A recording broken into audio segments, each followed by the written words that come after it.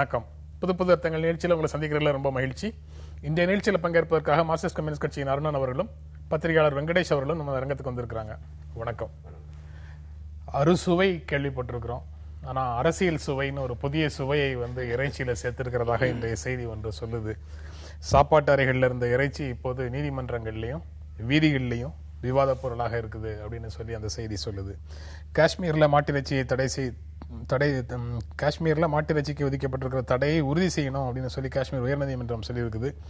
மகாராஷ்டிராவில் ஜைன மத திருவிழாவை முன்னிட்டு இறைச்சி விற்பனைக்கு தடை விதிக்கப்பட்டதையும் அதை சிவசேனா, எம்என்எஸ், காங்கிரஸ், தேசியவாத காங்கிரஸ் அந்த தடையை எதிர்த்து இறைச்சி விற்பனை செய்யறதும் செய்திகளாக இருக்குது. மகாராஷ்டிராவை தொடர்ந்து ராஜஸ்தான்லேயும் இறைச்சி விற்பனைக்கு ஒரு 3 நாட்கள் தடை விதிக்கப்பட்டிருக்குது அப்படின்னு ஒரு செய்தி இருக்கு. ஏற்கனவே மாட்டிறைச்சிக்கு தடை விதிக்கப்பட்ட போது ஊடகங்களில் பரவலான ஒரு விவாதம் இருந்தது. இப்போ இது ஜைன திருவிழாவை ஒட்டி மகாராஷ்டிராவை பொறுத்த வரைக்கும் இந்த பிரச்சனை முன்னிலைக்கு வந்திருக்குது. 3 நாட்கள் அவர்களுடைய திருநாளில் 3 நாட்கள், 8 நாள் திருநாளில் 3 நாட்களோ அல்லது 4 நாட்களோ தடை விதிக்கப்பட்டதற்கு பொதுமக்கள் இடத்திலிருந்தோ அல்லது அரசியல் கட்சிகள் இடத்திலிருந்தோ ஒத்துழைப்பு கிடைக்காமல் இருக்கு அப்படிங்கிறத சிறுபான்மை மக்களுடைய உணர்வுகளை புரிந்து கொள்ள நாம் தவறிவிடுகிறோம் அப்படின்னு புரிஞ்சுக்க முடியுமா? அதாவது இதில் சிறுபான்மை பெரும்பான்மை என்கிற பிரச்சனை இல்லை என்று பார்க்குறேன். இது ஒரு பகுதியினருடைய உணவு பழக்கம். அவங்க இந்த மரக்கறி உணவை மிக புனிதமானதாக, அந்த வார்த்தையை பயன்படுத்தவும், புனிதமானதாகவே கருதுகிறார்கள். கருதட்டும், அவங்க அதை கடைப்பிடிக்கட்டும். யாருக்கும் அட்டி இல்லை, ஆட்சேபனை இல்லை. ஆனால் நான் மாமிச உணவை அருவருப்பாக பார்க்குறேன் என்கிற காரணத்தினால் இந்த நாட்களில் யாருமே மாமிச உணவு உண்ணக்கூடாது என்று அரசு அல்லது அரசு நிர்வாக உத்தரவின் மூலம், மாநகராட்சி உத்தரவின் மூலம் பிறர் மீது திணிப்பது என்ன நியாயம்? இது ஒரு ஜனநாயக நாட்டில் ஏற்கவே முடியாது.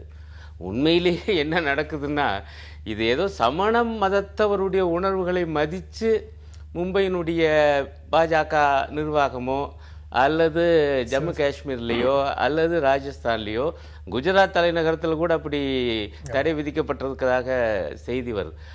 அவங்களுடைய உணர்வை மதிச்சல்ல. பாஜக ஆர்எஸ்எஸ்க்கு அப்படிப்பட்ட கோட்பாடு உண்டு. இந்த மாதிரி மரக்கறி உணவு தான் இந்தியாவினுடைய ஒரு தேசிய உணவாக ஆகணும், அனைவரும் அதைத்தான் பின்பற்றணும்னு சொல்லி இங்கே இந்து மதத்துலேயும் ஒரு சிறு பிரிவினர் அதை புனிதமாக கருதுகிறாங்க. மரக்கறி உணவை அல்லது சைவ உணவுன்னு சொல்கிறோம். அதை பிறர் மீது திணிக்க பார்க்குறாங்க. அந்த திணிப்புக்கு இந்த ஜெயின்ஸ், சமணர்களுடைய இந்த பண்டிகையை ஒரு சாக்காக, நொண்டி காரணமாக பயன்படுத்துகிறார்கள் என்பதுதான் என்னுடைய கருத்து. இதை அனுமதிச்சா என்ன சிக்கல் வரும்னா, நாளைக்கு ஒவ்வொருத்தரும் சொல்லலாம். இப்போ முஸ்லீம் மக்கள் ஒரு மனு கொடுக்குறாங்க. நாங்கள் பொதுவாக ரம்ஜான் அந்த நோன்பு முடிகிற அந்த நாளில் பொதுவாக பிரியாணி, ரம்ஜானா பிரியாணிங்கிறது இறைச்சி பிரியாணி என்பது அனைவருக்கும் தெரியும். ஆகவே நாங்கள் அதை அன்றைக்கு பொதுவாக கண்டிப்பாக சாப்பிட்றோம். ஆகவே அனைவரும் அன்றைக்கு இறைச்சி பிரியாணி சாப்பிடணும், அப்படி ஒரு உத்தரவை போடணும் அப்படின்னு சொல்லி ஒரு மாநகராட்சிக்கிட்டையோ அரசாங்கத்தையோ மனு கொடுத்தா என்னாகும்? அல்லது தமிழ்நாட்டில் நமக்கு அனுபவங்கள் இருக்குது. இயல்பாக மதுரை வீரசாமி அல்லது அத்தகைய சாமிகளுக்கு படையல் பண்ணும் பொழுது ஆண்டுதோறும் விழா எடுக்கிறாங்க. அப்போ இறைச்சி உணவு படைச்சா அதை மனிதர்கள் சாப்பிட்றாங்க. ஆகவே இந்த நாள் இந்த சாமிக்கு இந்த உணவு, ஆகவே இந்த நாளில் அனைவரும் இறைச்சி உணவு சாப்பிடணும், அப்படி ஒரு அரசாங்கம் உத்தரவு போடணும்னு சொல்லி மனு கொடுத்தா என்ன ஆகும்? அது எப்படி முறையில்லையோ அதே போலதான் இதுவும் முறையில்லை என்று நான் நினைக்கிறேன். நீங்க எப்படி பாக்குறீங்க வெங்கடேஷ்? உணவு பழக்க வழக்கங்கள்ல மனிதர்களுக்கு இடையில இருக்கக்கூடிய அல்லது குழுக்களுக்கு இடையில இருக்கக்கூடிய வேறுபாடு இந்த அளவுக்கு ஒரு அரசியல் முக்கியத்துவம் வாய்ந்த பிரச்சனையாக மாற்றப்படுகிறது அப்படின்னு இதை பார்க்க முடியுமா? இல்லை, இது அரசியல் முக்கியத்துவத்தை விட அடிப்படையில் எந்த ஒரு எதிர்ப்புணர்வு, எந்த ஒரு தடையை நடந்தாலும் அந்த தடைக்கு எப்போவுமே ஒரு எதிர்ப்புணர்வு ஒன்று இருக்கத்தான் செய்யும். நீங்கள் இதில் ஒரு அடிப்படை சிக்கல் என்னென்னா, இந்த மரக்கறி உணவோ இல்லை நீங்கள் அசைவ உணவோ, இது ரெண்டுத்தையுமே உயர்த்தியோ தாழ்த்தியோ நம்ம கருத வேண்டிய அவசியம் கிடையாது. ஒன்று. ரெண்டாவது செய்தி, இப்போ நீங்கள் ஒரு அரசாங்கம் இதை அல்லது தன்னுடைய அமைப்புகள் மூலமாக இதை தடை செய்வதற்கான ஒரு முயற்சியை இறங்கும் போதே நிச்சயமாக அதற்கான ஒரு எதிர்ப்புணர்வு எப்பவுமே ஏற்படத்தான் செய்யும். ஏன்னா இது ஜனநாயக நாடு. நம்ம பலவிதமான உணவு பழக்க வழக்கங்கள், கலாச்சார பழக்க வழக்கங்கள் தடைன்னு வந்தா எதிர்ப்பு வரும் அப்படின்னு சொல்றது சில சமயங்கள்ல தடை நியாயமான தடைகளா இருக்கலாம் அல்லது அநியாயமான தடைகளாக இருக்கலாம். அதனால எந்த தடை வந்தாலுமே எதிர்ப்பு வரும் அப்படின்னு சொல்வதன் மூலமாக தடைகளுக்கு ஒரு நியாயம் கற்பிக்க முயற்சி பண்றோமா? இல்ல தடைகளுக்கு நியாயம் கற்பிக்கல. தடைய நான் அதுதான் அந்த இடத்துல தான் நான் அணுகுமுறையில வித்தியாசம் வேணும்னு நான் விரும்புறேன். என்னன்னா இப்போ நீங்க இந்த வந்து மரக்கறி உணவோ இல்ல வந்து நீங்க எந்த உணவை பத்தி நம்ம பேச வரல. பொதுவாகவே எனக்கு வந்து இந்த மாதிரியான ஒரு இது வந்து ஒரு பல சமுதாயம் வாழக்கூடிய ஒரு ஒருங்கிணைந்த இந்தியா அப்படின்னும் பொழுது இங்க நாங்கள் பலவிதமான ஒரு கோட்பாடுகள், நம்பிக்கைகள், வாழ்க்கை முறைகள், நெறிமுறைகள் எல்லாமே இருக்கு. இதுல எனக்கு வந்து இப்ப நீங்க ஜெயின மதத்தினர்கள் வந்து சொல்றாங்க, இதுல நீதிபதி ஒரு வார்த்தை சொல்றாரு, இப்ப நீங்க வந்து அந்த கடையில தொங்க விடுறதையோ இல்ல வந்து இந்த மாதிரியான ஒரு வெளியே வந்து விற்பனைக்கு வச்சு கண்ணில் வந்து படாம இருக்கிறதையோ நீங்க கட்டுப்படுத்த முடியும். உங்களால முழுமையா அந்த உணவை வந்து கட்டுப்படுத்த முடியுமான்னு ஒரு கேள்வி கேட்கிறார். நியாயமான கேள்வி ஒண்ணு. ரெண்டாவது விஷயம் என்னன்னா, இந்த இடத்துல தான் நான் வந்து திருப்பி சமூக நல்லிணக்கம்ங்கிற ஒரு அம்சத்தை திருப்பி வலியுறுத்துறேன். இப்போ இந்த மாதிரியான ஒரு சந்தர்ப்பங்கள்ல ஏன் நீங்க பிற மதங்களோட பிற என்ன சொல்றது ஒரு உணவு பழக்கம் உடையவர்களோடு ஒரு கலந்துரையாடலை உருவாக்கி, எங்களுக்கு இது ஒரு புனிதமான ஒரு காலகட்டம், இந்த காலகட்டத்தில் நாங்க வந்து இந்த மாதிரியான ஒரு வாழ்க்கை முறையை விரும்புறோம், இதை வந்து யாரையும் நான் வந்து வற்புறுத்தக்கூடாது, ஆனா குறைஞ்சபட்சம் ஒரு இணக்கமான ஒரு சூழ்நிலை ஒன்று இருக்கு, எனக்கு இப்படிப்பட்ட ஒரு உணவுகளை நீங்க பார்க்கறது எங்களுக்கு வந்து கஷ்டமா இருக்கு அப்படிங்கிற ஒரு உரையாடலுக்கான ஒரு தொடக்க புள்ளியே நம்மகிட்ட இல்லை. நம்ம என்ன நினைக்கிறோம், எப்போ ஆட்சி அதிகாரம் நம்மகிட்ட கிடைக்குதோ அப்போ ஆட்சி அதிகாரத்தின் மூலமாக நம்ம வந்து இது ஏதோ ஒரு சட்டுன்னு ஒரு தடையை கொண்டு வரோம். இப்போ நீங்க வந்து இதுல பார்த்தீங்கன்னா ஜம்மு காஷ்மீர்ல ஆகட்டும், ராஜஸ்தான்ல ஆகட்டும், இது எல்லா இடத்துலையுமே இந்த விதமான ஆட்சி அதிகாரத்தின் மூலமாக ஒன்றை செய்யும் பொழுது நிச்சயமாக அதில் மாற்று கருத்துடையவர்கள் எதிர்ப்புணர்வை தெரிவிக்கத்தான் செய்வார்கள். ஆனால் இதுக்கு அப்பாற்பட்டு ஒரு செய்தி இருக்குது. அந்த செய்தி என்னன்னா, நீங்க வந்து இந்த உணவு பழக்கங்களோ இந்த விதமான ஒரு கருத்தியலோ இருக்கு இல்லையா, இந்த கருத்தியலுக்கு வந்து ஒரு ஆதரவை திரட்டுவது என்பது ஒவ்வொரு காலகட்டத்திலும் அந்த அமைப்பினர் அதை செய்வதில் தவறு கிடையாது. அதைக்கான ஒரு இணக்கமான சூழ்நிலையை ஒட்டி இதை செய்ய வேண்டியதுதான் சரியாக இருக்குமே தவிர ஆட்சி அதிகாரத்தை பயன்படுத்தி இதை கொண்டு வருவது என்பது சாத்தியமில்லை. இதுல முக்கியமான விஷயமாக என்னன்னா, சிவசேனா, மகாராஷ்டிர நவநிர்மாண சேனா எல்லாமே வந்து தடையை எதிர்த்து விற்பனை செய்கிறாங்க. நீங்க சொல்ற மாதிரி ஒரு கோட்பாட்டு ரீதியாக இந்துத்துவ அமைப்புகளுடைய ஆரிஜின்ல இருந்து கோட்பாட்டு ரீதியாக இதை பார்க்கணும்னா இந்த அமைப்புகள் வந்து அதில் எதிர்த்து நிற்க மாட்டாங்க. அப்படி இருக்கும்போது இதுல அந்த மாதிரி சிக்கல்கள் எதுவும் இருக்கா அப்படிங்கிற கேள்வியும் வருது. இல்ல இதுல வந்து சிவசேனையை பொறுத்தவரையும் பாருங்க, அதுதான் அது முரண். இன்னொரு முரண், தடை விதித்தவர்களும் அவர்களே, மீறுபவர்களும் அவர்களே. அது ஒரு நகராட்சியில ஒரு பகுதியில, இன்னொரு பகுதி மும்பை பெருநகர நகராட்சி பாஜக கையில இருக்கு. ஆகவே அதை எதுக்கிறது என்பது இருக்குது. நான் என்ன சொல்ல வர்றேன், இப்ப பாருங்க, இது பிரச்சனை வந்து சமண மதத்துக்காக அல்லவே அல்ல. இது வந்து இந்து மதத்தில் இருக்கக்கூடிய ஒரு சிறு பிரிவினருடைய கோட்பாட்டை இந்து மதத்திலே இருக்கக்கூடிய பெரும்பான்மையான பிரிவினர்கள் மீது, அசைவ உணவை சாதாரணமாக உண்ணுகிறவர்கள் மீது திணிக்கிற ஏற்பாடு, இந்த முரணைத்தான் சிவசேனை பயன்படுத்த பார்க்குதுங்கிறேன். அதுவும் ஏற்கனவே கிட்டத்தட்ட இந்த கொள்கையோடு இருந்தது. அப்படி சமீப காலமாகவே அது வந்து கொஞ்சம் விலகி நிற்கிற பார்க்குற மாதிரி தெரியுது தீவிரமான இந்துத்துவாவிலிருந்து. ஏன்னால் இந்த கல்புர்கி படுகொலைக்கு பிறகு அவங்க ஒரு கடுமையான ஒரு தலையங்கத்தை சாம்னாவில் எழுதியிருக்காங்க. தபோல்கர், பன்சாரிக்கு அடுத்து இதில் ஒரு முக்கியமான வாக்கியம் என்ன எழுதியிருக்காங்கன்னா, இந்துத்துவா பெயரில் மாற்று கருத்தாளர்களை ஒழித்து கட்டுவது என்பதை ஏற்க முடியாது என்கிற ஒரு மிக முக்கியமான வாக்கியம் இருக்குது. அதை ஒட்டி நீங்கள் பார்த்தீங்கன்னா இதுவும் வருது. ஏதோ ஒரு விதமான ஒரு அரசியல் நிலைப்பாட்டை அவங்க எடுக்கிறாங்கன்னு வச்சுக்கோங்க. அதுக்குள்ள வந்து இது தொடர்பாக சாம்னால இருக்கிற தலையங்கம் வந்து நீங்க இப்ப சொன்ன கருத்துக்கு முரணாக இருக்கு. ஆமா, இது வந்து இப்ப வேற மாதிரி இருக்கு. இது வந்து ஏற்கனவே முஸ்லிம்கள் இப்படி திணிச்சிட்டு இருந்தாங்க, இப்ப வந்து சமணர்கள் திணிக்க பாக்குறாங்க, ரெண்டுமே தப்பு தான், அதுக்கு நம்ம ஏற்க கூடாதுன்னு இது மாதிரி அவங்க ஒரு குழப்ப நிலையில இருக்காங்க சித்தாந்த ரீதியான முறையில. ஆனா ஒன்று என்னவென்றால், பெரும்பான்மையான இந்துக்கள் மத்தியிலே எதிர்ப்பு என்பது மிக முக்கியமான அம்சம். குறிப்பாக அங்கே இருக்கக்கூடிய மராத்திஸ் என சொல்லக்கூடியவங்க வந்து இயல்பாக அசைவ உணவு சாப்பிட்றவங்க. அவங்க தெளிவாக சொல்கிறாங்க, ஆமாம் சமணர்கள் மட்டுமில்லை, பிராமணர்கள், பட்டையர்கள் கூட தான் சைவ உணவு சாப்பிட்றாங்க, ஆனால் அவங்க எல்லாரும் மற்றவங்க மேலே திணிக்கிறாங்களா? இதையே வந்து நிர்வாகம், மாநகராட்சி நிர்வாகம் இந்த வேலையை செய்து இது என்ன நியாயம், ஜனநாயகத்தில் இது எப்படி ஏற்க முடியும் என்றெல்லாம் அவங்க கேட்குறாங்க. பாருங்கள், இயல்பாக பிளவு ஏற்படுத்து. இதில் வினோதமான வாதம் பாஜக என்ன முன் வச்சதுன்னா, நாங்கள் ஏன் இந்த 4 நாட்கள் தடை என்ன சொல்றோம்னா, சமூக நல்லிணக்கத்தை உருவாக்குவதற்காக. என்று முந்தா நாள் ஒரு அறிக்கை வந்துச்சு. ஆனால் நடைமுறையில் என்ன ஆச்சு என்றால் சமூக பிளவுக்கு தான் அது இட்டு செல்கிறது. சிவசேனை போன்ற கட்சிகளை எதிர்க்க வேண்டிய ஒரு சூழல். இது நியாயமே இல்லை. இன்னொரு வகையான கோணம் இருக்குது. ஐயா ஒரு நல்ல நோக்கத்தில் சொல்றாங்கன்னு வச்சுக்கோங்க, அவர் சரியா சொல்றாரு, எதையுமே வந்து திணிக்க கூடாது என்று. ஏன் நீங்க உரையாடல் நடத்துங்களே, அது நடத்தலாம். ஆனால் அதிலும் கூட என்ன சிக்கல்னா, இப்ப பாருங்க 4 நாட்கள் இறைச்சி கடைகளை மூடச் சொல்வது என்ன நியாயம்? அவங்களுடைய பிழைப்பு என்ன ஆகிறது? நீங்க அப்படியும் கொஞ்சம் பார்க்கணும்ல. ஒரு பாவம், அவங்க சாதாரணமான ஒரு மனிதர்கள் தான். இந்த சின்ன சின்ன இறைச்சி கடைகள் நம்ம பார்க்குறோம். அந்த இறைச்சி கடையுடைய சொந்தக்காரர் ஒரு பக்கம் இருக்கட்டும், அங்க வேலை பார்க்குறவங்க அநேகமாக பார்த்தீங்கன்னா அத்தை கூலிகளாக இருப்பாங்க. அவங்களுடைய வாழ்வாதாரம் என்ன ஆகும்? இந்த 4 நாட்களுக்கான நட்டை இடம் இந்த மாநகராட்சி நிர்வாகம் தான் அரசு தருமா? இன்னும் கூட வேடிக்கை பாருங்களேன். இப்போ வந்து நாங்கள் எங்களுக்கு இந்த நாட்கள் புனித நாட்கள், ஆகவே இறைச்சியை தொங்க விடக்கூடாது, அந்த கடைகளை பூரா மூடணும். ஆனால் அதே மாட்டுத்தோலை செய்யப்படுகிற செருப்பு கடைகள் இருக்குது, பாட்டா கடை இருக்குது. பாட்டா கடையை 4 நாள் மூடணும், இது நீங்கள் மாமிசத்தை விற்கிறாங்க, அவங்க தோலை தான் செருப்பாக விற்கிறாங்கன்னு சொல்லி இவங்க சொல்லுவாங்களா? அது பெரிய பன்னாட்டு நிறுவனம், இவங்க பருப்பு வேகாது. ஏழை பாலை இறைச்சி கடைகளில் வேலை புரி வைக்கிறது என்ன நியாயம்? செருப்புக்காக போறீங்க, ஷூஸ் கடைகளை சொல்றீங்க. கடைகளில் இருக்கக்கூடிய தொங்க விடப்பட்ட இறைச்சிக்கு எதிரான தடையாக தான் இது இருக்கு. பதப்படுத்தப்பட்ட நிலையில பாக்கெட்டுகளில் வர்ற டப்பாக்களில் அடைக்கப்பட்ட இறைச்சிகளை நீங்க எங்கேருந்து தடை செய்ய முடியும்?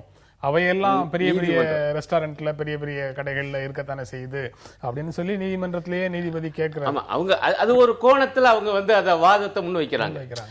அது ஆனால் தோனி எப்படி இருக்குன்னா, தடை பண்ணா எல்லாத்தையும் தடை பண்ணு, ஒன்னால முடியாதுல, ஆகவே தடை பண்ணாத. இது ஒரு பார்வை. நான் கேட்கறது என்னன்னா, உங்களுக்கு இந்த காட்சியை பார்க்க பிடிக்கலைன்னா பார்க்காம போங்க. தினசரி மாமிச உணவு சாப்பிடக்கூடிய சாதாரண இது கொடுமை அதுதான். பாட்டாளிகளுக்கு தான் தேவை. எளிதான புரத சத்து என்பது மாமிசத்தில் கிடைக்குது, அது மாட்டு மாமிசத்தில் கிடைக்குது என்பது தான் வல்லுநர்களுடைய கருத்து. ஆனால் அதை நான் வந்து சாப்பிடக்கூடாது, அதை பார்க்குறதே எனக்கு அருவருப்பு என்றால் அவங்க நினைக்கலாம், எனக்கு இது சாதாரண இந்த காய்கறி கடையெல்லாம் பார்த்தா கூட தான் எனக்கு பிடிக்கல, ஆகவே காய்கறி கடையெல்லாம் மூடுன்னு அவங்க சொன்னால் ஏற்போமா? இது மன இயல் தானுங்க, இது ஒரு மனோபாவம். இந்த பிரச்சனைக்கெல்லாம் அந்த காலத்திலே தீர்வு கண்டிருக்காங்க. ஐயோ ஐயோ பாவம் பாவம்னு ஒரு கருத்தியல். இந்த ஆடை வெட்டுவது, கோழியை வெட்டுவது அல்லது மாட்டை வெட்டுவது எல்லாம் ஒரு பாவம்னு. இதுக்கு அந்த காலத்திலே தமிழன் என்ன பதில் சொல்லியிருக்கான்னா, கொன்றால் பாவம் தின்றால் போச்சு. ஆமா, அது ஒரு கொலை. ஆனால் அந்த மாமிச உணவை சாப்பிடுவதால் இன்னொரு உயிர் வளர்கிறது. ஆகவே அந்த விஷயத்துல சரி கட்டப்படுகிறது ஐயா, உழைப்பாளிக்கு அது தேவையா அந்த புரதச்சத்து? அந்த பிரச்சனைக்கு அன்றைக்கே பதில் சொல்லியிருக்கான். ஆகவே உங்களுக்கு அது மோசமாக இருந்தால் நீங்கள் உண்ண வேண்டாம், யாரையும் உண்ணுங்கள் என்று யாரும் கட்டாயப்படுத்தல. ஆனால் இதை உண்ணக்கூடாது என சொல்வது எந்த நியாயம் என்று எனக்கு புரிபடவில்லை. இறை நம்பிக்கை தொடர்பான விஷயங்கள் அல்லது விழாக்கள் தொடர்பான விஷயங்கள்ல இருக்கக்கூடிய நம்பிக்கைகள் அப்படிங்கறத வந்து யாரும் கொஸ்டின் பண்ண முடியாதுன்னு வச்சுக்கலாம்னு வச்சுக்கோங்க. இதுலயும் சமணர்கள் அதன் மேல இருக்கக்கூடிய நம்பிக்கையோடு இருக்கிறத யாருக்கும் கேள்வி கேட்பதற்கான உரிமை இல்லை அப்படிங்கிறது சரியான நிலை தான் வச்சுக்கோங்க. ஆனா அதை மற்றவர்கள் மேல திணிக்கிறது வந்து ஒரு விதமான அரசியலாக ஒரு அடிப்படை ஒரு விஷயம் என்னன்னா, நீங்க வந்து ஒவ்வொருத்தருக்கும் எது நல்லது எது கெட்டதுங்கிற பத்திய ஒரு தீர்மானமான அபிப்பிராயங்கள் இருக்கு. இப்ப நான் எனக்கு நல்லதுன்னு நினைக்கக்கூடியது உங்களுக்கு நல்லதா இருக்கணும்ன்ற அவசியம் கிடையாது. அப்ப நாம என்ன சொல்றோம், இப்ப நான் வந்து எனக்கு என்னுடைய கருத்தின்படி நான் நல்லது நான் நினைக்கிறேன். அது ரொம்ப எளிமையான விஷயம். இன்னும் வேற மாதிரி சொன்னா நல்லது கெட்டதுன்னு எதுவுமே கிடையாதுன்னு அது இன்னொரு லெவலுக்கும் போயிடலாம். ஆனா என்ன நடக்குதுன்னா, அடிப்படை லெவலுக்கு போயிட முடியாது. இல்ல அது அப்படிதான் சொல்றாங்க. இப்ப என்ன நல்லது கெட்டது சரி தவறு அப்படின்லாம் பேசவே கூடாதுன்னு பேசுறவங்களும் இருக்காங்க. நான் சொல்ல வரேன், இதுல என்ன, அது எல்லாமே வந்து அவரவர்களுடைய மதிப்பீடுகள் சார்ந்தது தான். பிரச்சனை என்ன, இப்ப இதுல இருக்கக்கூடிய மதிப்பீடுகளை நான் குறைச்சு மதிப்பிடவே இல்லை. இப்ப இது வந்து உண்மையிலேயே வந்து இப்ப சைவ உணவு பழக்கமோ இல்ல வந்து இந்த மாதிரியான ஒரு மத நம்பிக்கையோ இது இறை நம்பிக்கையோ இது அத்தனைக்குமே ஒரு நிச்சயமான ஒரு வேலிடான ஒரு ரீசன் ஒண்ணு இருக்கு, ஒரு காரணம். அது அவர்களுடைய நம்பிக்கையிலிருந்து வரக்கூடிய ஒரு அடிப்படை. இதுல என்ன சிக்கல்னா, இப்ப நீங்க மலேசியால எடுத்தீங்கன்னா நீங்க வந்து போர்க்கெல்லாம் அங்க வந்து தடை செய்யப்பட்டிருக்கு, நாடு முழுசாவே தடை செய்யப்பட்டிருக்கு. அவங்களுடைய படங்கள், அவங்களுடைய புக்ல, குழந்தைகளுக்கு போடக்கூடிய புக்ல ஸ்கூல் புக்ஸ்ல பாத்தீங்கன்னா நீங்க நாயோட படமோ இல்ல வந்து நீங்க இந்த படங்கள்லாம் நீங்க பிக்குடைய படம் போட முடியாது. அப்போ அடிப்படையில வந்து ஒரு நாடு வந்து அந்த மாதிரி அது வந்து ஒரு சிறிய நாடு, அந்த நாட்டை வந்து கண்ட்ரோல் பண்ண முடியுங்கிறதுனால அவங்க செய்யறாங்க, வேற விஷயம். ஆனா என்னன்னா, இந்த மாதிரி அவங்களுடைய இறை நம்பிக்கை, அவங்களுடைய மத நம்பிக்கைகளை அவங்களால் கொண்டு வந்து சேர்க்க முடியுது. இப்ப இந்த நாட்டை பொறுத்த வரைக்கும் ஜனநாயகம் தான் இங்க முக்கியமான ஒரு நாட பண்பா இருக்கும் பொழுது நிச்சயமாக ஒவ்வொருத்தருக்கும் ஒவ்வொரு விதமான ஒரு கருத்தியல் ஒன்று இருக்கு. அந்த கருத்தியலின் அடிப்படையில் நாங்கள் சொல்கிறோம் ஜனநாயகம் தான் இங்க முக்கியமான விஷயம். ஜனநாயகம் தான் வந்து பன்மை சமூகங்களுக்கு இடையில இருக்கக்கூடிய வேறுபாடுகளை அங்கீகரிப்பதற்கான ஒரு பண்பையும் கற்றுத்தருது. கண்டிப்பா. ஆனா இதுல என்னன்னா, இப்ப இதுல யாருக்கும் வந்து எந்த குறையும் கிடையாது. என்ன சொல்லணும் அப்படின்னா, என்ன விதமான ஒரு அணுகுமுறை இதுல தேவை, ஒரு அரசு என்ன விதமான அணுகுமுறை இதில் எடுத்துக்கொள்ள வேண்டும், ஒரு தனிப்பட்ட சமூகங்கள், நம்பிக்கை மிகுந்த சமூகங்கள் என்ன விதமான அணுகுமுறை எடுத்துக்கொள்ள வேண்டும் அப்படிங்கிற ஒரு அந்த இது வந்து ஒரு காம்ப்ளெக்சிட்டி ஒன்று இருக்கு. அந்த காம்ப்ளெக்சிட்டியை வந்து அரசு வந்து சில இடங்களில் தலையிடாமல் அந்தந்த நம்பிக்கைகள் சார்பாக நீங்க நடந்து கொள்ளுங்கள் அப்படின்னு ஒதுங்கி இருப்பதுதான் அரசு செய்ய வேண்டிய. அரசு அதற்கான ஒரு முதலீடு, அதற்கான ஒரு முன்மொழிவை எடுத்து செயல்பட ஆரம்பிக்கும் பொழுதுதான் இத்தகைய விமர்சனங்கள் வருகின்றன. இந்தியாவினுடைய கலாச்சார பெருமைகளை இளம் தலைமுறைக்கு கற்பிக்கிற நோக்கத்துல நம் பழம்பெரும் இதிகாசங்களான ராமாயணம், மகாபாரதம் ஆகியவற்றையும் இந்துக்களினுடைய புனித நூலான பகவத்கீதையையும் பள்ளி கல்லூரி பாடத்திட்டங்களில் சேர்ப்பதை பற்றி மத்திய அரசு ஆலோசித்து வருகிறது அப்படின்னு மத்திய கலாச்சாரத்துறை இணையமைச்சர் மகேஷ் சர்மா டெல்லியில் செய்தியாளர்கள்ட்ட நேற்று சொல்லியிருக்கிறார். பள்ளிகளில் ராமாயணம், மகாபாரதம் கற்றுக் கொடுப்பது அதுலேருந்து முழுமையாக ஒரு வருடத்தில் சொல்லிக் கொடுக்க முடியுமா அப்படிங்கிறது தெரியல. அதனுடைய ஏதேனும் ஒரு பகுதியை எடுத்து சொல்லிக் கொடுப்பாங்களா இருக்கலாம். அதற்கான தேவை வந்து இப்போ பண்பாட்டு பெருமைகளை இளைய தலைமுறைக்கு கற்பிக்கும் நோக்கம் அப்படின்னு சொல்றாரு. சில மதிப்பீடுகளை உருவாக்குவதற்கான தேவை இருக்குது, அதனால நாங்கள் வந்து இதை செய்கிறோம் அப்படின்னு சொல்றாரு. இந்த 2 காரணங்களும் உங்களுக்கு என்ன விதமான? எனக்கு 2 காரணங்களும் ஏற்புடையது. இந்த புத்தகம் வந்து இந்த புத்தகங்களை வந்து நிச்சயமா பள்ளிப்பாடங்களோ கல்லூரி பாடங்களுக்கோ கொண்டு வருவதில் எந்த தவறும் இல்லை என்பது என்னுடைய தனிப்பட்ட கருத்து. ஒன்று, நான் இதை வந்து ஏற்கிறேன். ஆனால் இதை வந்து அரசு இதை செய்ய வேண்டுமா என்பது ஒரு 2வது கேள்வி. இப்ப நான் தனிப்பட்ட கல்விக்குள்ள கொண்டு வரணும்னா அரசு கல்விக்குள்ள கொண்டு வரணும், சரிங்க. ஆனா நீ கொண்டு வரணுங்கிறதுல எனக்கு அந்த மாற்று கருத்து கிடையாது. ஆனா என்னன்னா, இது நிச்சயமாக ஏன்னா இதை படித்தவன் என்ற காரணத்தினால் இதனுடைய தகுதி திறமைகள் என்ன, இதனுடைய உண்மையான வேல்யூஸ் என்னன்னு எனக்கு தெரியுங்கிறதுனால நான் நிச்சயமா இதை ஆதரிக்கிறேன்.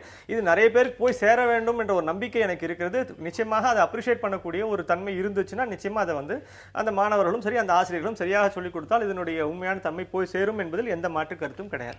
சிக்கல் எங்கன்னா, இதை நீங்க ஒரு அரசு வந்து ஒரு நடைமுறைப்படுத்தும் வரும்போது இதை வந்து ஒரு சட்டமாகவோ இதை ஒரு ஒழுங்குமுறையாகவோ ஒரு பாடத்திட்டத்தில் கொண்டு வந்து சேர்க்கிறேன் அப்படின்னும் போது திணித்தல் என்ற ஒரு அம்சம் ஒன்று வந்து சேர்ந்துருது. இந்த திணித்தல் அப்படிங்கிறது தான் பெரிய சிக்கல்.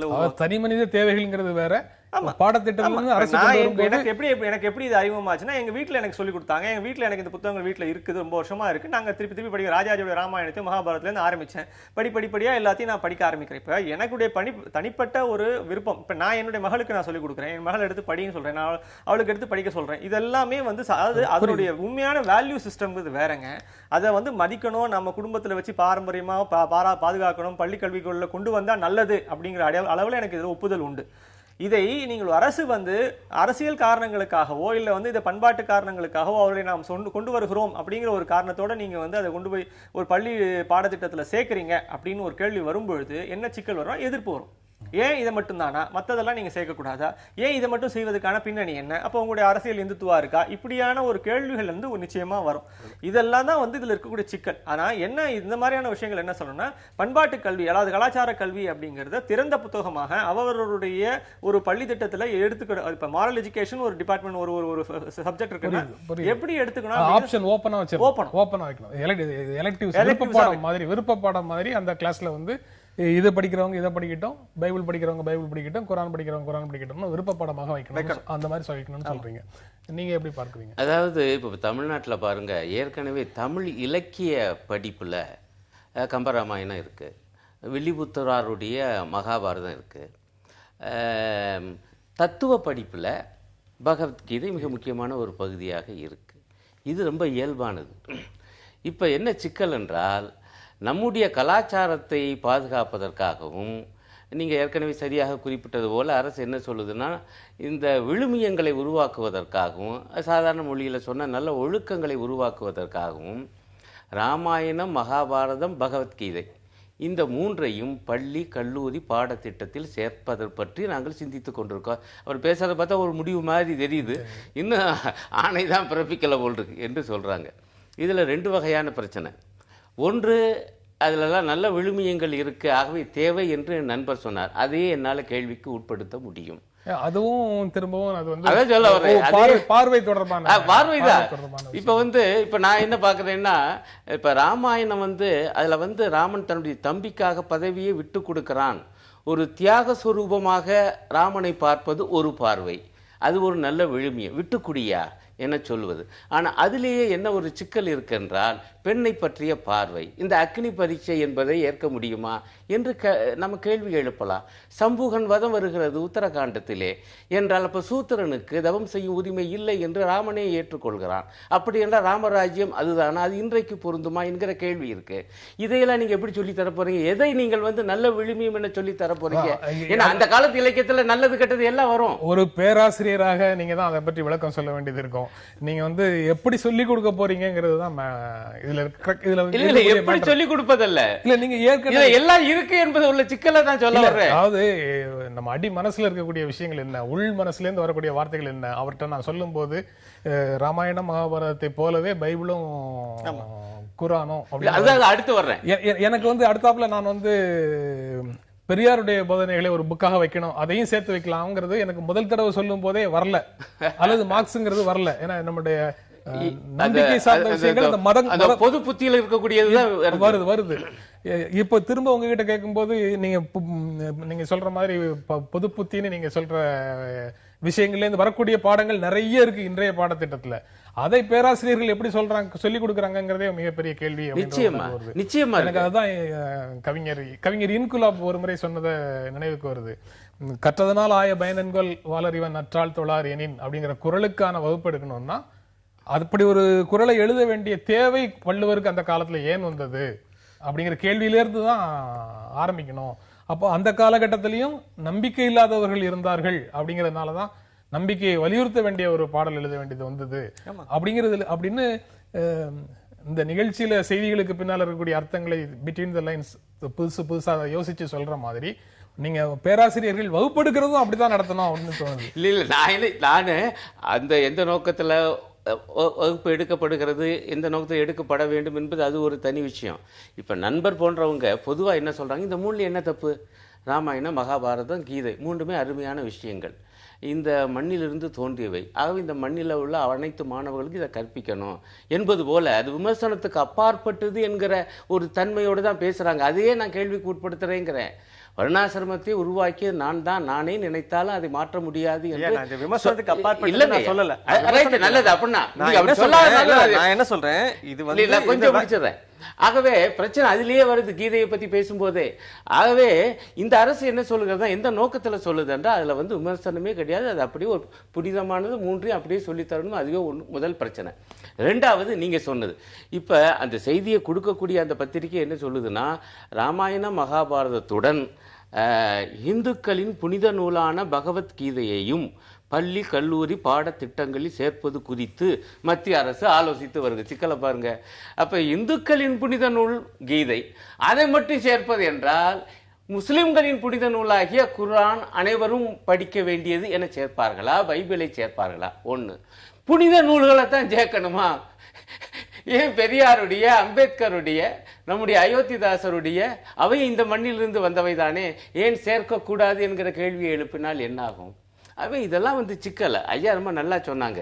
இந்த மாதிரி விஷயத்துல அரசு தலையிட்டால் நிச்சயமா அது ஒரு விதமான ஒரு ஓரப்பார்வையோடு தான் இந்த விஷயத்தை எல்லாம் அணுகிறதுங்கிற எண்ணமும் எதிர்ப்பும் தான் வரும் என அவர் சொன்னது ரொம்ப சரி என்று நானும். இன்றைய குடியரசுத் தலைவர் அப்போது மத்திய அமைச்சராக இருக்கும் போது சொன்ன வரிகள், வேற ஒரு பிரச்சனையில அவர் சொன்ன வரிகள் நினைவுக்கு வருது. எங்களுக்கு பிரச்சனைகளை உருவாக்கவும் தெரியும், அவற்றை தீர்த்து வைக்கவும் தெரியும் அப்படின்னு சொன்னாரு. அதே மாதிரி இப்பவும் இந்த அரசுல இருக்கக்கூடிய அமைச்சர்களும் பிரச்சனைகளை உருவாக்கவும் தெரியும், அவங்க தீர்த்து வைக்கவும் தெரியும் அப்படிங்கிற நம்பிக்கையோட இந்த பகுதியை நிறைவு செய்யலாம். நவீன தொழில்நுட்பங்கள் நிறைந்த மின் யுகத்துல இனி வரும் காலங்களில் இந்தி, ஆங்கிலம், சீனம் ஆகிய 3 மொழிகள் மட்டுமே ஆதிக்கம் செலுத்த போகின்றன. இந்தியை நாம் மறந்தால் அது நாட்டுக்குத்தான் இழப்பு அப்படின்னு சொல்லி பிரதமர் மோடி நேற்று பேசியிருக்கிறாரு. அவருடைய அந்த கருத்தை வெங்கடேஷ் நீங்க எப்படி பார்க்கிறீங்க? இல்லை, இது ஹிந்தி மாநாடு நடந்தது, இந்தி மாநாடு, அதுக்கான தொடக்க விழா. நிச்சயமா இப்படி தான் அவர் பேசணும். அதுல வேற மாதிரி மாற்றி பேச முடியாது. ஒன்று. ரெண்டாவது விஷயம், இந்தியாவினுடைய ஒரு அதிகபட்ச பெரும்பான்மையினர் பேசக்கூடிய ஒரு மொழியை பத்தி அவர் ஒரு மாநாட்டில் பேச வரும்போது நிச்சயமா அந்த ஒரு பெல்ட்டை அவர் ஒரு பொலிட்டிக்கல் ரீசனுக்காவது அதை நீங்க சொல்றதும் அதிகமான மக்கள் பேசுறாங்கன்னு சொல்றீங்கல்ல, அதுவும் நம்ம ஃபர்ஸ்ட் பாஸ்ட் த போஸ்ட் தேர்தல் முறை மாதிரியான வகையில அதிகமான மக்கள் பேசுறாங்கங்கிற பொருள் ஆமா, இப்ப நீங்க ஹிந்தி பெல்ட்ங்கிறதுல அந்த 40% பேசுபவர்கள் பேசாதவர்கள் அப்படின்னு சொல்லி நீங்க பெரும்பான்மை பாத்தீங்கன்னா பேசாதவர்களுடைய பெரும்பான்மை அதிகமாக இருக்கலாம். உண்மை. ஆனா வந்து நீங்க என்ன ஒரு சிக்கல் வருதுன்னா, இந்தியாங்கிற ஒரு நாட்டினுடைய 40% பேர் 42% பேர் நீங்க ஹிந்தி பேசுகிறார்கள் அப்படின்னு ஒரு இடத்துல எடுக்கும்போது மத்தவங்க எல்லாம் சிறுபான்மையா தான் ஆறாங்க. தமிழ் அப்படின்னா 5%. தனித்தனியாக பார்க்கும்போது எல்லாமே கிட்டத்தட்ட நான் வந்து முடிந்த முடிவாக யூனிவர்சல் ட்ரூத்தாக எதையுமே சொல்லல, எல்லாமே பார்வையில இருந்து தான் இருக்குன்னு சொல்றேன். நீங்க 42 பேர் பேசுறது பெரும்பான்மை பேசுற மொழின்னு சொல்றீங்க, பேசாத 58 பேர் பெரும்பான்மை இல்லையா அப்படின்னு சொல்லி என்னன்னா சிக்கல் என்னன்னா, இப்ப இது இந்த இடம் பேசப்பட்ட இடம் வந்து ஹிந்தி மாநாடு.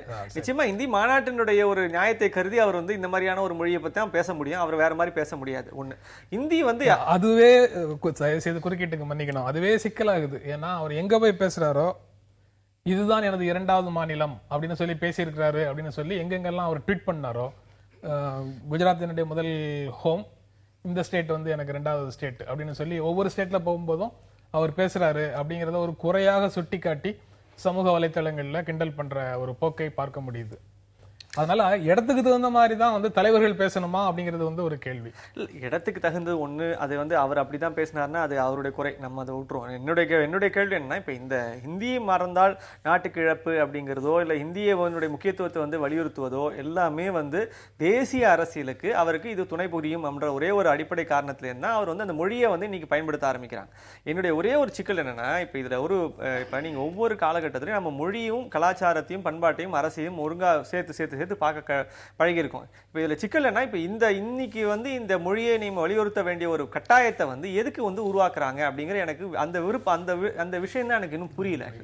என்னன்னா, இன்னைக்கு தேவையை பொறுத்த வரைக்கும் நீங்க பல்வேறு பிற பிரச்சனைகள் இருக்கக்கூடிய காலகட்டத்துல மொழி ரீதியான ஒரு அரசியலை மீண்டும் வந்து ஒரு வலியுறுத்துவதன் மூலமாக என்ன சாதிக்க விரும்புறாங்க?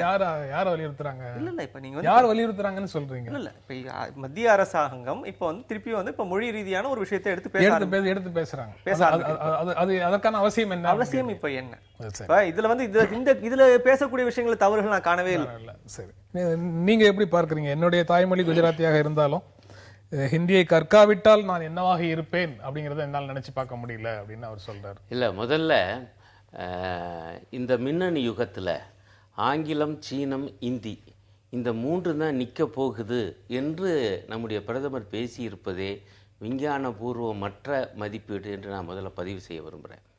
உண்மையிலே என்ன ஆயிடுச்சுன்னா, இந்த மின்னணு யுகத்தில் பல மொழிகளும் உயர்ந்தோங்குவதற்கும் விஞ்ஞானபூர்வமாக செயல்படுவதற்கும் வாய்ப்புகள் அதிகரிச்சிருக்கு என்று நான் பார்க்குறேன். ஒரு காலத்தில் என்ன சொன்னாங்கன்னா, ஐயா கணினி வந்துருச்சு, இனிமேலாம் தமிழில் பயன்படுத்தவே முடியாது, ஆங்கிலம் தான். நாங்கள் இப்போ என்ன ஆயிடுச்சுன்னா, ஆங்கில எழுத்தை நான் டைப் பண்ணால் கூட தமிழ் எழுத்து வந்து விழுகுது. அந்த அளவுக்கு நவீன மென்பொருள் வந்துருச்சு. ஆகவே முக்கியமான பல மொழிகளும் தங்களுடைய இடத்தை அறிவியல் யுகத்தில் தக்க வைத்து கொள்ளப் போகிறது என்பது என்னுடைய பார்வை. இந்த நாட்டினுடைய பிரதமர் இந்த மாதிரியெல்லாம் வெறும் 3 மொழிகள் தான் உலகம் பூரா நிற்க போகுது என்று மொழியியலாளர்கள் செய்ய வேண்டிய முடிவை இவர் செய்வது என்பது இந்திக்கு தேவையற்ற முக்கியத்துவம் கொடுப்பதற்காக செய்த செயற்கையான மதிப்பீடு என்று நான் பார்க்குறேன். ஆகவே அதுவே விவாதத்துக்குரியது ஒன்று. ரெண்டாவது, ரொம்ப சிக்கலான விஷயம் என்னன்னா, ஐயா சொன்ன ஒன்றை நான் ஏற்றுக்கொள்கிறேன். நம்மளும் உலக தமிழ் மாநாடு நடத்தினோம். அப்படி நடத்தும் பொழுது இயல்பாக தமிழுடைய பெருமையை பேசுவோம். அதே போல் அங்கே உலக இந்தி மாநாடு, அதை போய் பிரதமர் பேசும் பொழுது இந்தியை உயர்த்தி அதனுடைய முக்கியத்துவத்தை அழுத்தமாக சொல்லி பேசுவது என்பது சாதாரணமாக எதிர்பார்க்கக்கூடிய ஒன்று தான். ஆனால் அவர் ரொம்ப அழகாக அந்த பின்பகுதியில் என்ன சொன்னாங்கன்னா, இது எந்த பின்புலத்தில் இது நடக்குது. ஏற்கனவே நம்முடைய வெளிவிவகார அமைச்சர் சுஷ்மா ஸ்வராஜ் அவங்க ஐநா சபையில் இந்தியை அலுவல் மொழியாக்க நாங்கள் வந்து பல நாடுகளுடைய ஆதரவை திரட்டிக்கிட்டு இருக்கோம். அதுக்கு வந்து சுமார் வருஷத்துக்கு கிட்டத்தட்ட 250 கோடி ரூபாய் செலவுக்குறாங்க. செலவுலாம் ஒரு பொருட்டே அல்ல, அதெல்லாம் தரப்போகிறோம் என சொல்லுகிற சொன்ன பின்னணியில் இது நடக்குது. அது ஒரு தர்க்க நியாய அடிப்படையில் கேட்குறேன். இந்தியாவின் அலுவல் மொழியாக இருக்கக்கூடிய ஒரே மொழியை தானே வந்து அவங்க வெளியில சொல்ல முடியும். இப்ப அதுதான் சிக்கலே சொல்ல வர்றேன். நான் என்ன சொல்ல வர்றேன், நீங்க வந்து இங்க பேசும்போது அதுதான் பேசுறாரு, இந்திய வளர்க்கணும். அப்புறம் வந்து அருகி போய் கொண்டிருக்கக்கூடிய அல்லது ஒழிந்து கொண்டிருக்கக்கூடிய மொழிகளை வந்து காப்பாற்றணும், இல்லாட்டி டைனோசார் போல ஆயிடும் என்றெல்லாம் பேசுறாரு. நான் என்ன சொல்ல வர்றேன், இதே இந்தியாவிலே 7.5 கோடி பேர் பேசக்கூடிய தமிழ், கிட்டத்தட்ட 8 கோடி பேர் பேசக்கூடிய தெலுங்கு, ஓரளவு கொஞ்சம் குறைவான கிட்டத்தட்ட அந்த அளவுக்கு பேசக்கூடிய வங்காளம், உதாரணம் சொல்ல வரேன், இந்த 3 மொழிகள். அதே போல மிச்சம் எல்லாம் 4 கோடி 5 கோடி 3 கோடி இவ்வளவு இருக்கு. இந்த மொழிகளை வளர்க்க வேண்டும். அல்ல ஒரே வாக்கியத்தில் சொன்னால் 8வது அட்டவணையில் உள்ள 22 மொழிகளையும் வளர்க்க வேண்டும். அந்த கடப்பாடு என்னுடைய அரசுக்கு உண்டு, மத்திய அரசுக்கு உண்டு என்று இவர்கள் பேசுவதுண்டா? காங்கிரஸ்காரர்களும் பேசல. அது நான் சேத்தை சொல்ல, காங்கிரஸ் ஆட்சியாளர்களும் பேசல, இவங்களும் பேசல. ஆனா அவங்கள விட இவங்க இன்னும் தீவிரமாக இந்தியை பற்றி மட்டுமே பேசுகிறார்கள். வேணும்னா சமஸ்கிருதத்தையும் இப்ப சேர்த்து பேசுறாங்க. அதுதான் வினோதமான இன்னொரு என்று சொல்லலாம். இது வந்து தமிழர்கள் போன்றக்கூடிய மனோநிலையை எப்படி உருவாக்க என்பதை தயவு செஞ்சு யோசிச்சு பார்க்கணும். நீங்க சொன்னது மிக முக்கியமான அம்சம். 42% பேர் இந்தி தெரிந்தவர்கள். அதுல இன்னொரு கணக்கு என்னன்னா, அந்த 42% எப்படி வச்சா ஒரு 16% ஒரிஜினல் இந்தி அல்ல, இந்தி போன்ற பிற மொழிகளையும் சேர்த்துத்தான். பியூர் இந்தி பேசுறவங்க வந்து 26% தான். விடுங்கன்னு அதுக்குள்ள கூட போகல, 42%. ஒரு மொழியை கற்றுக்கொள்ள வேண்டும் என்கிற தேவை இருந்தால் ஒருவர் கற்றுக்கொள்கிறார். நம்முடைய பிரதமர் சொல்றாரு, அதுல ஒன்றும் தப்பு இல்லை. நான் வந்து டீ விற்கும் பொழுது உத்தரப்பிரதேசக்காரங்க வருவாங்க குஜராத்துக்கு எருமை மாடுகளை வாங்க, அவங்களுக்கு டீ விற்கிற அந்த நேரத்தில் எனக்கு இந்தியை பேச வேண்டிய அவசியம் வச்சு கற்றுக்கொண்டேன். நல்லது. இப்ப சென்னையில ஏரியாவில் பார்க்குற பலசர கடைக்காரங்கெல்லாம் ஹிந்தி பேசுறாங்க. ஏன்னா வாங்க வர்றவங்க எல்லாம் சாதாரண இந்தி தொழிலாளர்கள், அங்கிருந்து இங்கே பிழைக்க வந்தவங்க. அவசியம் வரும் பொழுது ஒருவர் எந்த ஒரு மொழியையும் கற்றுக்கொள்கிறார், அது தவறே இல்லை. அதற்கான உரிமையும் வாய்ப்பும் அவருக்கு இருக்க வேண்டும். ஆனால் மத்திய அரசே ஒரு மொழியை திணிப்பது என்பது ஆபத்தானது. இது வந்து ஏதோ ஒரு மாநாடு மட்டும் நினைக்காதீங்க. இது நடக்கிற இதே நேரத்தில் RSS உடைய பாஞ்சசன்யாவில் மிக அழுத்தமான ஒரு கட்டுரையோ தலையங்கமோ எழுதப்பட்டிருக்கு. அதுவும் பத்திரிகையில் வந்திருக்கு. அதில் அவங்க என்ன தெரியுமா சொல்லியிருக்காங்க, ஒரு வாக்கியத்தை மட்டும் சொல்ற எவ்வளவு ஆபத்தானதுன்னு. இந்தி தான் இந்திய ஒற்றுமையை பாதுகாக்கும், அந்நிய மொழியாகிய ஆங்கிலத்தை விரட்டி அடிக்கும். ஆகவே இந்தியை திணிக்க வேண்டும் என்கிற பாணியில எழுதியிருக்காங்க. அதை அமுல்படுத்த போகிறதோ மோடி அரசு என்கிற அச்சம் தான் வந்திருக்கிறது. ஒரு அச்சத்தை வெளிப்படுத்துறாரு. இல்ல எனக்கு தெரிஞ்சு இது நம்ம வந்து இந்தி திணிப்பு மாதிரி இது வந்து திணிப்புலாம் வந்தால் இன்னைக்கு யாரும் ஏற்றுக்க போகிறது கிடையாது, அது நடக்க போகிறதும் கிடையாது. இன்னைக்கு இருக்கக்கூடிய 1967 கிடையாது. நீங்கள் தமிழ்நாட்டில் வந்து நீங்கள் 1967க்கான இந்திய திணிப்பு போராட்டம் மாதிரியெல்லாம் போராட்ட வடிவம்லாம் இன்னைக்கு தேவைப்பட போகிறதும் கிடையாது. இது அந்த பயம் வந்து அவசியம் கிடையாது. அதாவது அன்பிளேஸ்டுன்னு சொல்கிறோம், அந்த மாதிரியான ஒரு விஷயம். பட் என்னை பொறுத்த வரைக்கும் என்னென்னா, இப்போ இந்தி அப்படிங்கிற ஒரு மொழி இன்றைக்கு நமக்கு தேவையாக இருக்கும் பட்சத்தில் அதை கற்றுக்கொள்வதற்கு யாருக்கும் இன்று தடை கிடையாது. இது இப்போ நீங்கள் இப்போ சிவகாசியில் போனாலும் சரி, திருப்பூரில் போனாலும் சரி, சர்வசாதாரணமாக இன்னைக்கு வந்து எல்லாரும் இந்தி படிச்சுக்கிறாங்க, பேசுகிற பல சரக்கடை சிவகாசி போன்ற இடங்கள்ல வர்றவங்க கத்துக்கிறாங்க, வர்றவங்க மூலமாக இருக்கிறவங்க கத்துக்கிறாங்க. இங்க இருக்கிற பலசர கடைகள், இங்க இருக்கிற தொழிலாளர்கள் வந்ததுக்கு அப்புறம் பலசர கடையில் இருக்கக்கூடியவங்க எல்லாம் கத்துக்கிறாங்கன்னு சொல்றாரு. இப்போ புதிய தலைமுறை ஸ்டுடியோ விட்டு வெளியில போனா இருக்கக்கூடிய சின்ன சின்ன பெட்டி கடைகள்ல இந்த பகுதியில் இருக்கக்கூடிய இந்த தொழிலகங்கள்ல வேலை செய்யக்கூடிய ஹிந்தி பேசக்கூடிய தொழிலாளர்களுக்கு தகுந்த மாதிரி அங்கு கடை வச்சிருக்கிறவங்க தெளிவாக பேசுறதையும் பார்க்க முடியுது. ஆக தேவை ஏற்பட்டால் கற்றுக்கொள்வார்கள் அப்படிங்கிறது ஒரு பகுதி. ஆனா இவர் பேசினது மின் யுகத்துல மொழிகள் அழியாமல் பாதுகாக்கிறதுலையும் எஞ்சி நிற்கக்கூடிய மொழிகளாகவும் முக்கியத்துவம் பெறும் மொழிகளாகவும் இந்த 3 மொழிகள் இருக்கும் அப்படின்னு சொல்றாரு. இல்ல என்ன இதுல அவர் சொல்ல விரும்புறது என்னன்னா, நீங்க வந்து இன்னொரு வார்த்தை சொல்றாரு, ஹிந்தி வந்து நிறைய மாநில மொழிகள்ல இருந்து தன்னுடைய சொற்களை வந்து வளத்தை வந்து பெருக்கிக் கொள்ளணும்லாம் பேசுறாரு. இது எல்லாமே சாத்தியம். இப்ப நீங்க இப்ப இந்தியில வந்து இப்ப இந்தியாவுடைய பெரும்பான்மை மொழியாக இருப்பதனால் நிச்சயமா நீங்க இந்த 42% திருப்பி அதே நீங்க அதை கொஸ்டின் பண்ணுங்க, நான் வேணா சொல்லல. இப்ப தமிழ்நாட்டினுடைய இப்ப கர்நாடகாவில் பேசக்கூடிய பெரும்பான்மையான மொழி கன்னடம், தமிழ்நாட்டில் பேசக்கூடிய பெரும்பான்மையான மொழியோட தமிழ். அதனால இப்ப நீங்க தமிழ்நாட்டில் பெரும்பான்மையான மொழி, அப்ப நீங்க மொழி சிறுபான்மையினர் தமிழ்நாட்டில் இல்லையா? இருக்காங்க. அப்ப மொழி அதே மாதிரிதான் இப்ப இந்தியாவில நம்ம மொழி சிறுபான்மையினர் அப்படித்தான் நம்ம எடுத்துக்கணும். இப்போ நீங்க வந்து இப்போ இதே சிந்தனையே அங்கே நீங்கள் வந்து இப்போ தமிழ்நாட்டில் இருக்கக்கூடிய மொழி சிறுபான்மையினருக்கு என்ன நம்ம இடம் கொடுத்துருக்கோம், என்ன விதமான ஒரு கல்வி வாய்ப்பை கொடுத்துருக்கோம், என்ன விதமான வளர்ச்சிக்கான வாய்ப்பை கொடுத்துருக்கோம், இதே மாதிரியான ஒரு சிக்கல் தான் தேசிய அளவில் இருக்கும். தேசிய மொழி வாரியான மாநிலம் பிரிக்கப்பட்டதற்கு பிறகு அந்த மாநிலத்துக்குள்ள இருக்கக்கூடிய மொழி சிறுபான்மையினரை பார்ப்பது என்பது வேற. இந்தியா என்பது ஒருங்கிணைக்கப்படும் போது இது போன்ற சிக்கல்களோடு அதை பார்க்கல. இல்ல இதுல என்ன சிக்கல்? இல்ல நான் என்ன கேக்குறேன், இப்ப தமிழகத்தினுடைய பின்னணியில இருந்து நீங்க ஒரே ஒரு நிமிஷம், வெங்கடேஷ் சொல்ற அந்த பின்னணியில இருந்து வேற ஒரு கேள்வி வருது. அப்ப இங்க வந்து மாநிலத்தினுடைய மொழி அப்படிங்கறத தமிழ்னு உறுதியாக சொல்லிட முடியும். அதே மாதிரி இந்தியாவினுடைய அலுவல் மொழியாக ஹிந்தி மட்டும் இருக்கு. தேசிய மொழிகளாக குறிப்பாக எதையும் சொல்லலை அப்படின்னா கூட நம்ம அரசியல் கட்சிகளுடைய கோரிக்கையாக 8வது அட்டவணையில் இருக்கக்கூடிய 22 மொழிகளும் கொண்டு வரப்படணும். எல்லா விதங்கள்லயும் அதுக்கு 22 மொழிகளுக்கும் இடம் வேணும்னு கேட்கிறோம். அந்த இடம் வேணும் அப்படின்னு கேட்கிற கோரிக்கைக்கு, அரசியல் கோரிக்கைக்கு இன்னும் வலிமை ஏறல. போராட்டங்களும் அல்லது அதை நிறைவேற்றுவதற்கான அழுத்தமும் இன்னும் குறைவாக இருக்கு. அப்படிங்கிறது ஒண்ணுதான் இந்த எல்லா பிரச்சனைகளுக்கும் அடிப்படையான காரணமாக இருக்கா? அதாவது அந்த கோரிக்கையை நீங்க நிறைவேற்றிட்டீங்கன்னா இது போன்ற பிரச்சனைகளே வராது அப்படின்னு உறுதியாக சொல்ல முடியுமா? இல்ல முத பாயிண்ட், இப்ப தமிழ்நாட்டில் மொழி சிறுபான்மை இருக்காங்க, அவங்களுடைய உரிமை மதிக்கப்படுதான்னு கேட்டார். கண்டிப்பாக மதிக்கப்பட வேண்டும் என்பது எங்களுடைய கட்சியின் நிலைப்பாடு. ஆனா இதை சொல்லி இந்தியா முழுக்க இருக்கக்கூடிய அனைத்து மொழிகளை பேசக்கூடிய உரிமையை மறுக்கக்கூடாது. இதுதான் உள்ள சிக்கல். நீங்க கொடுக்கல, நாங்க கொடுக்க மாட்டோம்னு சொல்ற மாதிரி சில பேர் பேசுறாங்க. கிட்டத்தட்ட அதை எதிரொலிக்கிற மாதிரி இருக்கு நண்பருடைய பேச்சு. நான் என்ன சொல்ல வரேன், ரெண்டுமே தவறு. நீங்க தயவு செஞ்சு ஒரு உதாரணமா தமிழ்நாடு எடுத்துக்கோம், தமிழை எடுத்துக்கோம். 7.5 கோடி பேர் சாதாரணமான விஷயமாங்க. ஐரோப்பாவில் இதை விட கம்மியான தனித்தனி நாடுகளா இருக்கு. நமக்கு இது மிகப்பெரிய சாதனை. இந்தியாவை ஒன்றுபடுத்தி வச்சிருக்கிற இந்த ஒற்றுமை ரொம்ப அவசியம். உண்மையில ஐரோப்பாவிலேயே இன்றைக்கு அவ்வளவு நாடுகளும் ஐரோப்பிய யூனியன் என்கிற முறையில் ஒன்றுபட்டு நிற்கிறாங்க. நமக்கு ஏற்கனவே ஒன்றுபட்ட ஒரு நாடு கிடைச்சிருக்கு. இதை பாதுகாக்கணும். இதுல மொழி திணிப்பு என்பது அந்த ஒற்றுமையை சிதைத்து விடக்கூடாது என்பதுதான் மார்க்சிஸ்டுகளாக எங்களுடைய அதுல மாட்டு கருத்தே கிடையாது. முடிச்சல இல்ல, அடுத்த பாயிண்ட் நீங்க சொல்ல வர்றது. இப்ப பாருங்க, நீங்க நல்லா கேட்டீங்க. இந்த 22 மொழிகளை வெறும் அட்டவணை. தேசிய மொழி என்கிற வார்த்தை அரசியல் சாசனத்தில் இல்லை. ஆட்சி மொழி என்று இருக்கிறது, அது இந்தி தான். ஆனால் அதே நேரத்திலே ஒரு துணை ஆட்சி மொழியாக ஆங்கிலம் இருக்கும் என்கிற ஏற்பாடும் நடைமுறையில் இருக்கு. ஏற்பாடு ஒரு வாக்குறுதியில தொங்கிட்டு இருக்கு. வாக்குறுதியில தொங்கிட்டு இருக்கான நடைமுறை. ஆனால் அந்த வார்த்தையை சொன்னேன், நடைமுறையில இது இந்த இந்திய ஒற்றுமையை காத்து கொண்டிருக்கிறது நாளது தேதி வரை. இப்ப பாருங்க, நான் என்ன கேட்கிறேன், நான் என்னுடைய தாய்மொழியாக தமிழை கற்கிறேன். இந்த நாட்டுடைய ஒற்றுமை கருதி மட்டுமல்ல, உலக அளவில் பார்க்கும் பொழுது ஆங்கிலம் என்பது ஏற்கனவே சரித்திர ரீதியாக இந்தியாவுக்கு வந்துருச்சு. கெடுதல்ல ஒரு நன்மை, ஏகாதிபத்திய ஆட்சி என்கிற கெடுதல்ல ஒரு நன்மை என்றுதான் நான் அதை பார்க்கிறேன். அதை நான் கற்றுக்கொள்ளும் பொழுது இந்தியாவிலே என்னால் ஒரு தொடர்பு மொழியாக அதை பயன்படுத்த முடிகிறது. அது மட்டுமல்ல, அமெரிக்கா, இங்கிலாந்து மட்டுமில்லை. இப்போ நான் ஐரோப்பா போயிட்டு வந்தேன், ஒரு குறைந்த நாள் தான் சுற்றுப்பயணம். ஆனால் எனக்கு ரொம்ப ஆச்சரியமா இருந்துச்சு. எனக்கு என்ன சொல்லப்படுச்சு, நான் பிரான்ஸில் போனால், இத்தாலியில் போனால் ஆங்கிலத்துக்கு பிரயோஜனமே இல்லைன்னாங்க. ஆனால் அங்கே போகிறேன், அது ஏர்போர்ட்லையாவது சரி எதிர்பார்க்கலாம்.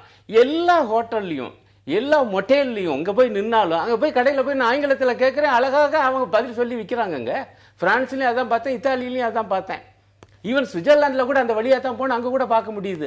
ஆகவே எனக்கு என்ன பிரச்சனைன்னா, நான் தமிழோடு இந்தியாவிலே தொடர்பு கொள்ளவும் உலகத்தோடு தொடர்பு கொள்ளவும் ஆங்கிலம் போதும். நான் தமிழும் ஆங்கிலமும் கற்றுக்கொள்கிறேன். நீங்க என்ன சொல்றீங்க, ஆங்கிலத்தை வரட்டணுங்கிறீங்க, ஆங்கிலம் தேவையில்லை, இந்திய படியுங்கிறீங்க. இப்ப பிரதமர் என்ன சொல்றாரு, மற்ற மொழிகளிலிருந்து இந்தி கற்றுக்கொள்ள வேண்டும், எடுத்துக்கொள்ள வேண்டும். இதனுடைய நோக்கமே எனக்குன்னா நல்ல நோக்கமா, அல்லது மற்ற மொழிகளை எல்லாம் புறக்கணிச்சு ஓ மொழியிலிருந்து இந்த வார்த்தைகள் எடுத்துட்டு இனிமே தேவையில்லையா என சொல்லுகிற பார்வையா என்று எனக்கு மேலும் பயம்தான் அதிகரிக்கிறது. ஒரு வார்த்தை, இந்தியாவிலே இத்தனை மிக முக்கியமான மொழிகள் இருக்கின்றன, இவற்றையெல்லாம் வளர்க்கிற பொறுப்பும் மத்திய அரசுக்கு உண்டு என்று அவர் சொல்லல. நம்ம நிகழ்ச்சி நிறைவு செய்ய வேண்டிய இடத்துல இருக்கிறோம். வெங்கடேஷ், உங்க இறுதியாக நீங்க சொல்ற கருத்து, சப்கா சாத் சப்கா விகாஸ் ஹிந்தியிலேயே ஒபாமா, விளாடிமிர் புதின் போன்ற பெரிய தலைவர்கள் கூட அனைவருக்குமான வளர்ச்சி, அனைவரையும் உள்ளடக்கிய வளர்ச்சிங்கிற முழக்கத்தை சப்கா சாத் சப்கா விகாஸ்னு இந்தியிலேயே சொல்றாங்கன்னு சொல்லி இந்திக்கு ஒரு புதிய பரிணாமத்தை வேற கொடுக்குறாரு. இல்ல, அது என்னன்னா, அவங்க இந்தியாவில் தொழில் பண்ணணும், இந்தியாவில் இணக்கம் வேணும், இந்திய அரசனுடைய ஒரு இணக்கம் வேணும் போது இந்தியாவுடைய மொழியினாக தமிழ்நாட்டு மக்களுடைய வாக்குகள் வேணும்னு சொல்லி வரும்போது இங்க கூட்டம் ஆரம்பிக்க பேச ஆரம்பிக்கிற மாதிரி.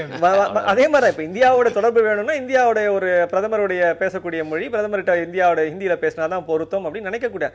இல்லை, இதுல தவறே கிடையாதுங்க. இப்போ இதில் என்ன, இப்போ நம்ம ஹிந்தி இப்போ இவங்க வந்து திணிக்கிறாங்க அப்படின்னு நீங்க நினைச்சீங்கன்னா நாம வந்து அதுக்கு கவலைப்படணும். எனக்கு தெரிஞ்சு இது திணிப்பு வந்து எங்கேயுமே இல்லை. ஏன்னா இன்னைக்கு திணிக்கிறதுக்கான ஒரு காரணமோ இல்லை திணிக்கிறதுக்கான ஒரு அவசியமோ ஒன்றும் இருக்க மாதிரி எனக்கு தெரியல. அதை ஏற்றுக்கொள்ளக்கூடிய அதை வந்து நம்ம எதிர்க்கக்கூடிய அந்த பக்குவம் நமக்கு நிறையவே இருக்கு. நீங்க சொன்ன மாதிரி, ஐயா சொன்ன மாதிரி, ஆங்கிலம் வந்து நமக்கு போதும் அப்படிங்கிற அளவுக்கு நம்ம தெளிவுக்கு வந்துட்டோம். இந்த மாதிரியான ஒரு சூழ்நிலை இன்னொரு மொழி நம்ம மேல திணிக்கப்பட்டால் நாம் நிச்சயமாக எதிர்ப்போம் என்பது நமக்கு. இந்த மொழி பயன்பாட்டின் அடிப்படையில் நாம் தேவையா தேவையில்லையா என்பதை ஏற்றுக்கொண்டு நாம் வந்து கற்றுக்கொள்வோமே அன்றி, ஒன்று திணிக்கப்பட்டால் வழக்கமாக ஆரம்பத்தில் நான் இதே விஷயம் சொன்ன மாதிரி எதிர்ப்பு தான் கிளம்பும். இல்லை, ஒன்று சொல்லணும். இப்போ இந்தி திணிக்கப்படலை என்று ஐயா சொல்றாங்க. ஆனால் என்ன ஆயிடுச்சுன்னா, நாடாளுமன்றத்தில் இந்தி ஆங்கிலம் மட்டும்தான் இருக்கு.